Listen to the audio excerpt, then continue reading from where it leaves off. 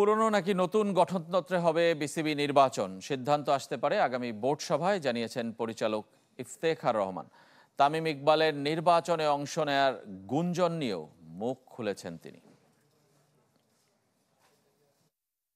National level ক্যাপ্টেনের election করতে পারবেন। আপনি বলেন যে কোন গাধা গরুর দেশ আমরা, বাংলাদেশের ক্যাপ্টেন কারা হয়? ক্রিকেট বোর্ডের গঠনতন্ত্র নিয়ে প্রশ্ন তুলেছিলেন খালেদ মাসুদ। বিসিবি সভাপতি মনোনীত কাউন্সিলর হলে সাবেক অধিনায়কদের ভোটাধিকার নেই। তবে অক্টোবরের নির্বাচনের আগে গঠনতন্ত্র সংশোধন হবে কিনা তা নিয়ে বড় প্রশ্ন। সরকার পতনের পর বোর্ডের গঠনতন্ত্র পরিবর্তনের উদ্যোগ থমকে যায় ক্লাবগুলোর দাবির মুখে। সোমবার বোর্ড সভায় আবারও এই ইস্যু নিয়ে হতে যাচ্ছে আলোচনা।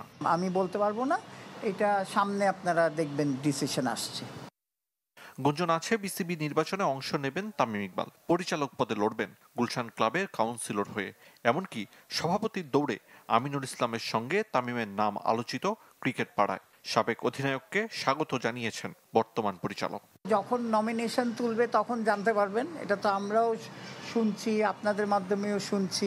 হ্যাঁ, একটা ফর্মার ক্রিকেটার ইলেকশন করতে চাইলে নোবডি ক্যান, সে তো is welcome. Tamim club councillor হতে চলায় ক্রিকেটারদের প্রতিনিধি হবেন অন্য কেউ।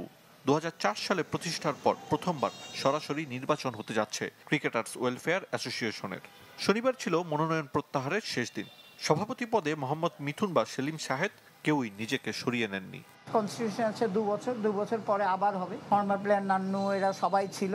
এনারা যেটা করেছে যে 2 টার্মের বেশি আপনি কন্টিনিউয়াসলি 2 টার্মের বেশি থাকতে পারবেন না।